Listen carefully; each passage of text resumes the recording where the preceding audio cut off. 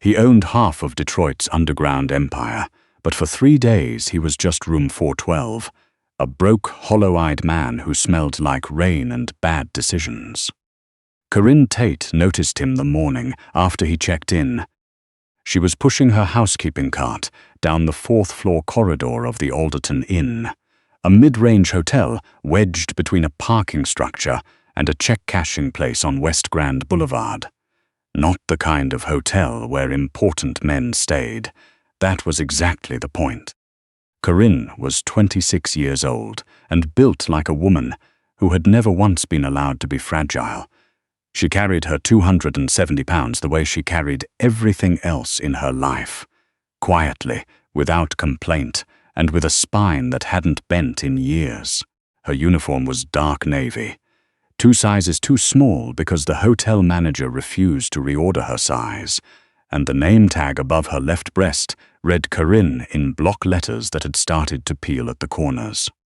She had been with the Alderton for 3 years. She worked the 4th and 5th floors, Monday through Saturday, 6 a.m. to 2:30 p.m., and then she picked up a Friday night dinner shift at a diner 2 miles east to cover the last installment of her father's hospital bills, $14,000 of medical debt left behind. When Earl Tate died of kidney failure 8 months ago, 3 weeks before he would have been discharged. She had promised him she would handle it, so she handled it. Room 412 was on her list that first Tuesday morning. She knocked twice, announced herself, and waited the standard 30 seconds. No answer. She used her key card and stepped inside. The room was barely touched. The man had slept on top of the covers with his shoes on. One small, battered duffel bag sat against the wall. The complimentary welcome bottle of water was empty. The in-room menu, which started at $18 for a club sandwich, was still in its plastic sleeve, unopened. On the nightstand was a single crumpled receipt from a vending machine down the hall, crackers and a Gatorade. She changed the towels, remade the bedding around the impression the man had left, and paused at the door. Then she went back to her cart, reached into the zippered compartment she kept for personal items, and pulled out a paper bag. Inside was the lunch she'd packed that morning, a turkey sandwich on wheat, an apple, and a small container of leftover chili from the night before. She set it on the desk beside the television with a folded card she'd torn from the notepad. In case you need it, see. She didn't know why she did it. She told herself she just knew what hunger looked like in a room. The man in room 412 was Dorian Vance, 40 years old, broad-shouldered, and quietly in control of more square blocks of this city than the mayor ever would be. The Vance organization had moved through Detroit like water, through cracked concrete for 20 years, filling every gap, every hollow left by poverty and neglect, and Dorian sat at the center of it, unhurried and deliberate. He had been planning this for 2 months. Not the hotel specifically, but the idea of it. The concept of stripping himself down to absolutely nothing and walking through the world as a man without leverage. His reason had a name, Carla. Carla had been his personal advisor for 6 years and his fiancée for 9 months. She had whispered counsel in meetings, laughed at his jokes, told him he was the only man she had ever truly understood.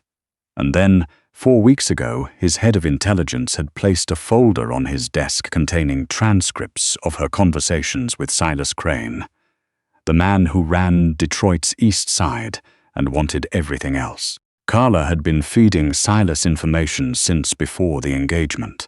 Every word of affection had been strategy. Dorian had not shouted. He had not thrown the folder.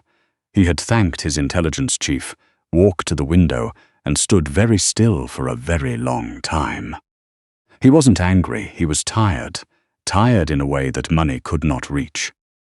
After that, he had given Henrik, his right hand, his only real friend, a single instruction: find me the most unremarkable hotel in the city, nothing traceable to me. I need 3 days. He was testing something, not a person. Not yet. He was testing the world. He needed to know if anything in it was real. When he came back to room 412 at 6:30 that first evening, after a day of watching people on the street, the way they looked past him in his worn jacket and scuffed boots, the way a woman pulled her purse closer when he sat near her on a bench. He found the paper bag on the desk. He opened it, read the card, sat down on the edge of the bed and stared at the turkey sandwich for a long time. Then he ate it. The second morning, Corinne knocked on room 412 at her usual time. He answered this time, door open just a crack, dark circles under his eyes, jaw heavy with 2 days of stubble. His eyes were an unusual color, a deep amber, almost gold, the kind that didn't match the rest of him at all. I just need towels, he said. His voice was low, a little rough. Okay. She handed him a stack through the gap. Then she reached into her cart and pulled out a small styrofoam cup. Coffee. It's from the staff room. Ours is better than the machine. He looked at the cup, back at her. Something moved in his expression, but it was too quick to read. Thank you, he said, and he meant it in a way that was hard to explain.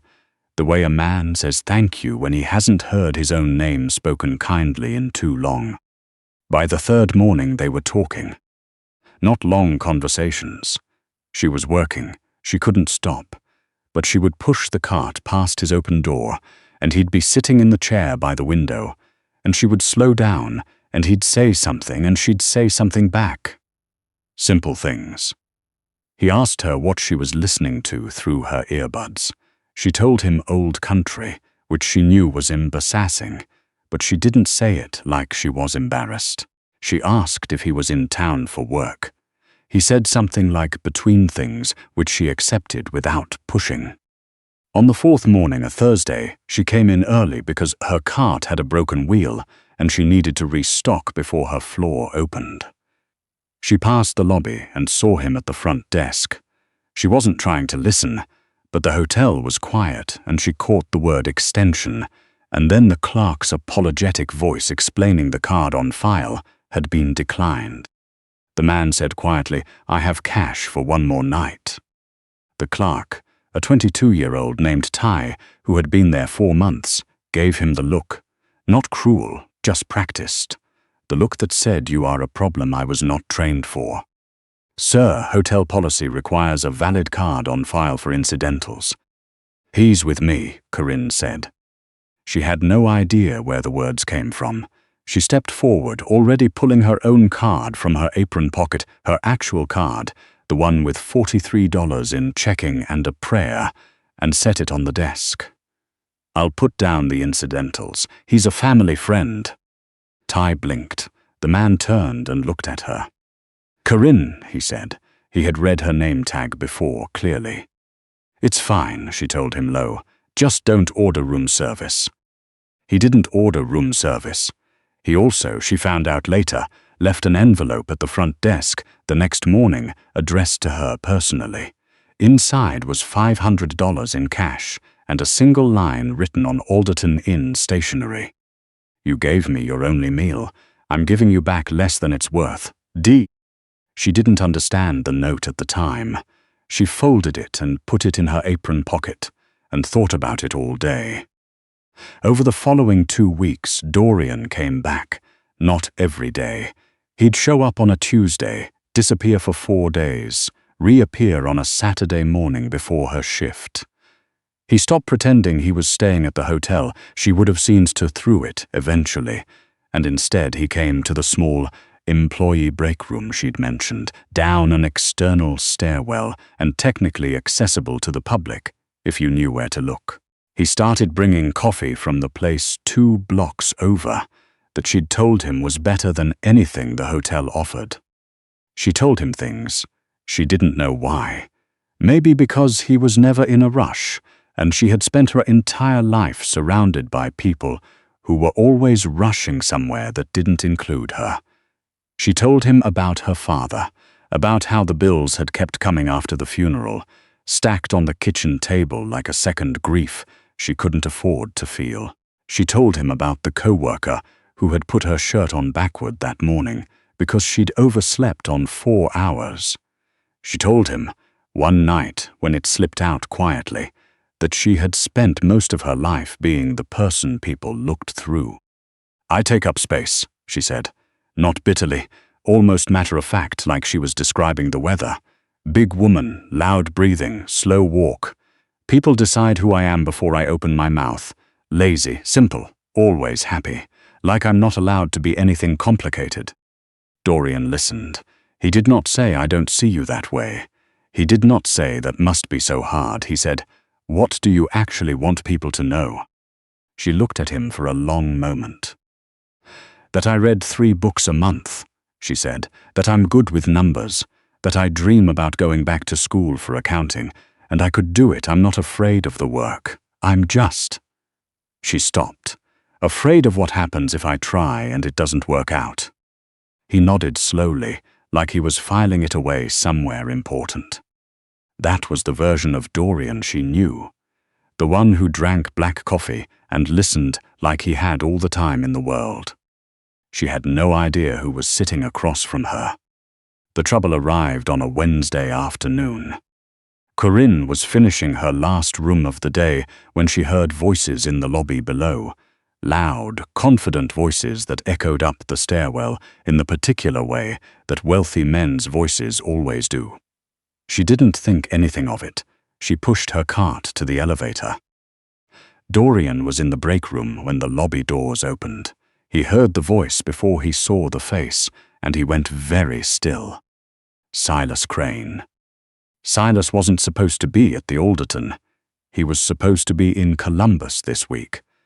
Dorian tracked his opponent's schedule more carefully than Silas tracked his own.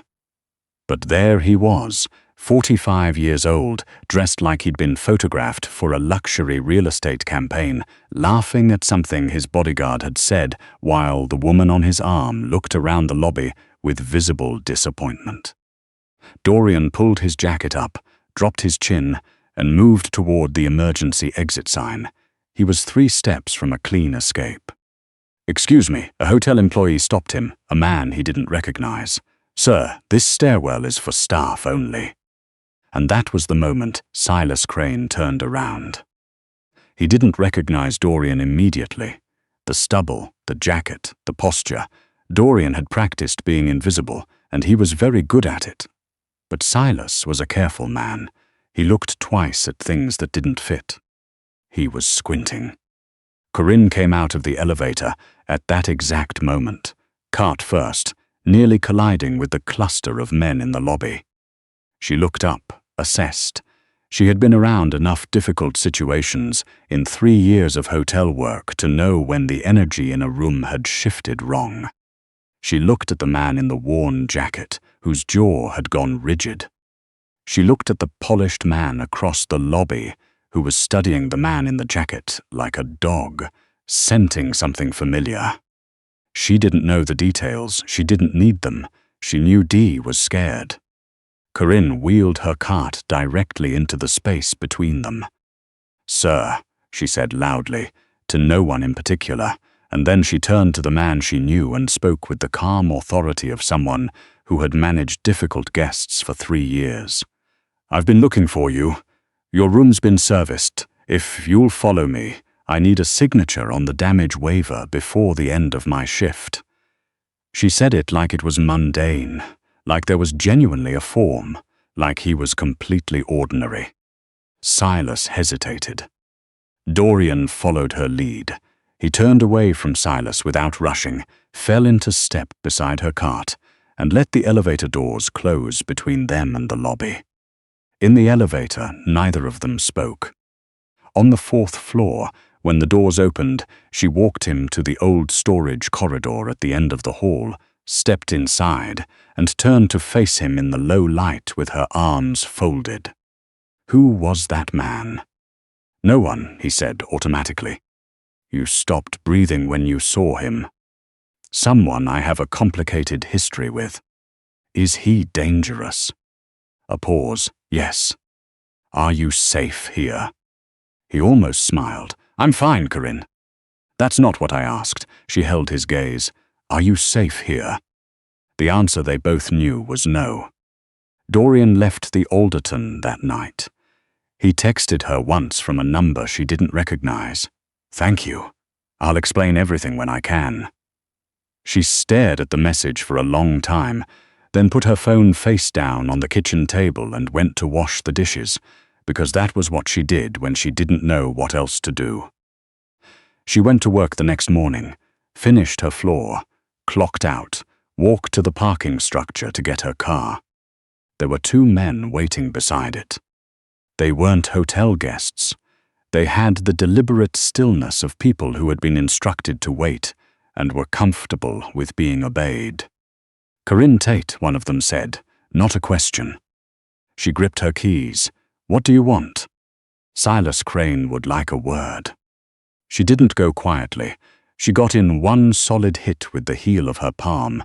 She had taken a women's safety class at the community center 4 years ago, and she had paid full attention, but there were 2 of them, and she was alone in a parking structure, and it ended with her wrists zip-tied and her shoulder aching and a black hood pulled over her head.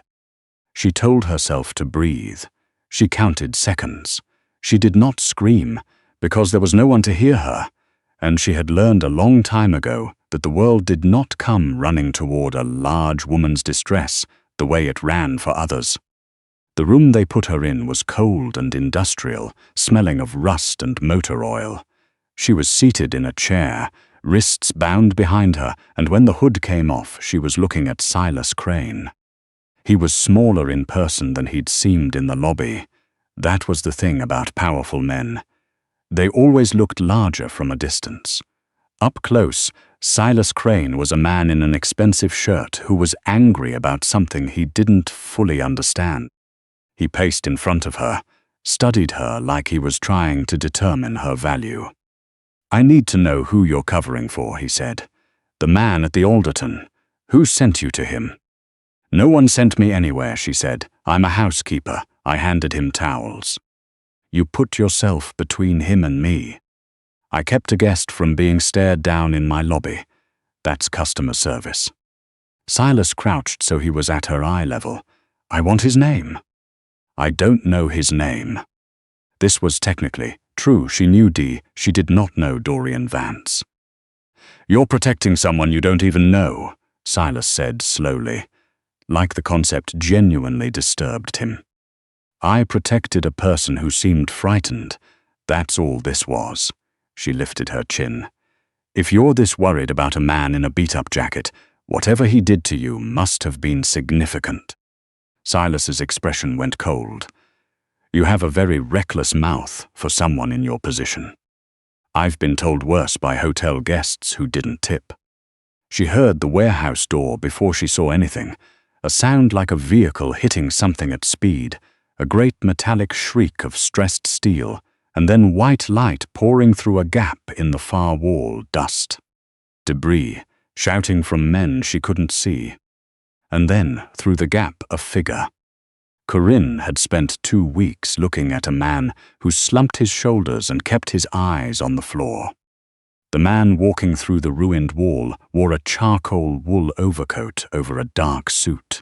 He didn't slump. He didn't move fast either.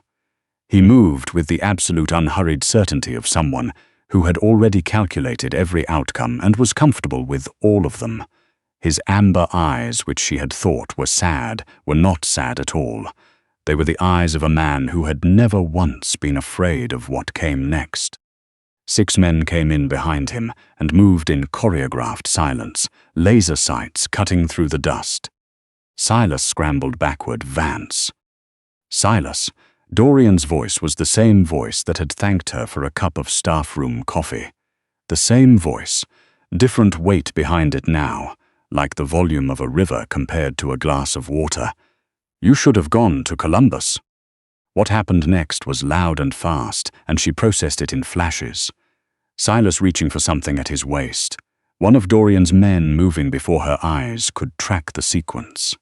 A single shot, controlled, deliberate, and then Silas Crane on the concrete floor, clutching his right shoulder, the fight gone out of him. His men were already down, disarmed, hands behind their heads. Dorian crossed the room in 8 steps. He dropped to one knee in front of her chair, on the filthy concrete floor, and pulled a folding knife from his coat pocket and sliced the zip tie in a single clean motion. Corinne, he put both hands on either side of her face. His hands, which she had thought were a wandering man's hands, were perfectly steady. "Look at me. Did they hurt you?" She pulled back. She needed a moment of distance. "Your name isn't Dee," she said. "No." "What is it?" "Dorian Vance." She had heard that name before. Most people in Detroit had, in the vague background radiation way, that you heard certain names spoken in certain tones by certain people. A name that meant be careful without anyone explaining why. "You run this city," she said. "Parts of it. And you spent 2 weeks drinking bad coffee with me in a hotel break room." He didn't flinch from the look she was giving him. "Yes." "Why?" "Because I needed to know." He stopped, started over. "I have spent 15 years surrounded by people who love what I can give them. My money, my protection, my name. I needed to know if anything in this world was real. I needed 3 days of being nothing." His voice went quieter. "In those 3 days, you gave me lunch from your own bag. You put your debit card down for a stranger. You stepped between me and a man who could have had you killed, and you did it without hesitation and without knowing why." "I know why now." He looked at her steadily. "That's simply who you are." "So this was a test," Corinne said. "It started as one." "And what am I now, the test results?" The words came out sharper than she'd meant, and they landed. He sat back slightly.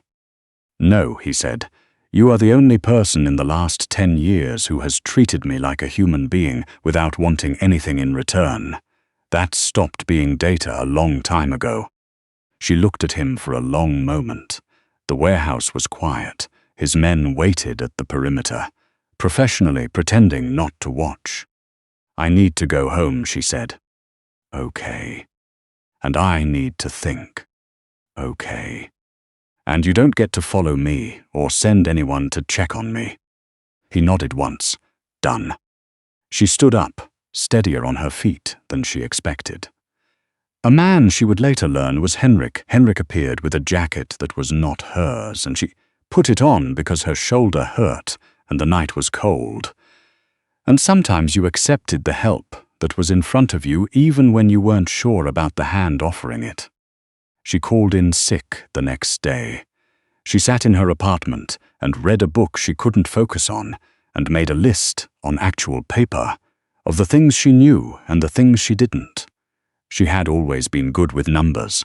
She was trying to balance an equation that didn't quite resolve. He came on the 3rd day, not to the hotel, to her apartment building, where he stood in the small lobby and pressed her buzzer and waited. He didn't send Henrik. He came alone, in a coat she'd never seen, and he waited. She let him in. They sat at her kitchen table with the same bad coffee she'd been drinking her whole adult life. "I'm not a test result," she said. "You're not," he agreed. "And I'm not a project, not something for you to fix or fund or install in a nice office because you feel guilty about lying to me. I know. I have debt," she said, "real debt, and I have a plan to pay it off myself. In 2.5 years I'll be done. I don't need you to handle it for me." "I understand." "What I need," Corinne said, looking at him steadily, "is to be spoken to honestly, from the beginning, every time. No performances, no tests, no disguises. If you want to know who someone is, you ask them directly, and you trust the answer." He was quiet for a moment. "I don't know how to do that." "I know," she said. "I could tell. The first morning, the way you thanked me for the coffee. You weren't used to being given things without it costing you. You looked like it hurt." Something moved through his expression that she was starting to recognize.